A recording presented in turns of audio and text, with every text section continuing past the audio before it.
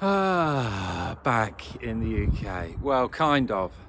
I didn't get to make my video yesterday. It's the 7th today, so I'm just going to make two and catch up on yesterday's, which is day 251 of making videos, of starting 100 startups in a year to get free. And yeah, if there was ever a message of what to do next, it's happened yesterday. The trip went so well. We were flying at 10, so I got up at 4. I made breakfast for everybody and also loads of food for the day. Got out at 7, everything good. I think we only had one glass smashed in the whole month, which was good going really. And yeah, just an amazing trip, an amazing time, and the journey went great. It was just seamless. Plane was barely full, so that was really nice and chill, a bit more spacious, easy landing in Stansted. And then got home, was driving up the hill, and there was this beautiful sunset. It was just like, oh, lovely. This couldn't have gone any better. The sun was just setting beyond the fields, and it was like, oh, weather's getting a little bit better. Is it? Nights are drawing out a little bit. Hopefully we have a good March. We've only got February to get through this cold. Then got in the house, so I got my neighbour to put the heating on, which he'd done, and looked after the house, sorted a few deliveries and things, but the house was freezing. It was freezing. And I'd set it at like 13 degrees just to keep the pipes good, but it wasn't even at that. It was absolutely freezing, no hot water, and went into the larder, which is where the boiler room is. And yeah, basically we've moved out for a month, rodents have moved in, and it stunk of rat pee, stuff all over the place. Just, yeah, they've had a field day. And I think what they've done is they've nibbled through a cable for the keypad for the heating, which communicates to the mobile keypad, which is, yeah, that pad's not working. So yeah, it was, when you've traveled all that way with a child, and he did really well, so well, and you get home and you're just like, oh dear, couldn't even stop here, would be an A&E. Absolutely freezing. So thankfully my parents live nearby. We went to stay with them and had a lasagna and a glass of wine. But yeah, not nice, but I don't know, it's just, I'm back here now sorting it out.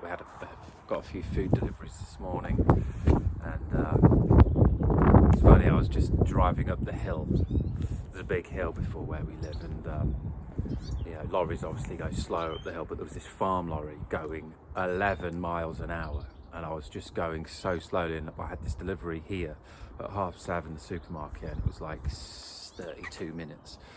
He was actually here when I got here. But yeah, I was just following this lorry, and I was like, so slow. Normally lorries are slow, but this was ridiculously slow, around 10 miles an hour, 11, 12, and I was like, what's the message here then? And the farm company said Bailey. I was like, oh, bail. Time to bail. Time to bail. It's been good in this house, but just with this happening and obviously having to get out, I just want to get out now and get on. Was looking at some more Airbnbs yesterday in south of Portugal, £1,200 all in. No need to maintain or do it. You can use your time to crack on with everything else. It was funny as well, I got onto the bus in Lanzarote end to get to the plane, and I had the buggy with me, and a kind lady said, oh, would you like to go here, and so you can lean the buggy against the wall. I was like, no, I should be all right, but thank you. And then I just said, you know, you had a nice time. She was like, yeah, lovely. You? I was like, yeah, great. She was like, you done a week? I said, no, done a month. She was like, what? A month? She was with two other nice ladies as well, and we all just started having a chat, and they were just like, wow, if you can do it, that's incredible. And I just realized, I also, to add to that, I saw,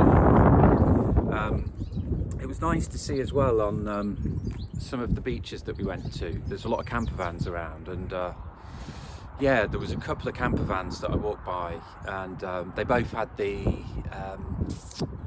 Starlink dish just propped up on the roof, pointing to the sky, drawing in the internet, and that is a very new technology. And these old ladies, they were just like, they were, if they could do it, they would. But it just made me realise, like, I'm so into this digital nomad stuff, working online, being free, earning money, being able to move around. And I guess we're going to really put that into action now. I've done it before in Bali from 2016 for 4.5 years. That was when I first heard the term digital nomad. I was like, that's me. Yeah, work online and travel and move around wherever you want and be free. Yeah, why would you not do that if you can? And it's just so much easier now. But it just made me realize just how much of a still of growth in this market there is, how many opportunities there are, just how many people don't know about it. And a lot of my programs, a lot of my education, a lot of the tools and resources are all geared towards helping people become a digital nomad, earn money online, balance your life, live free, take control of your finances.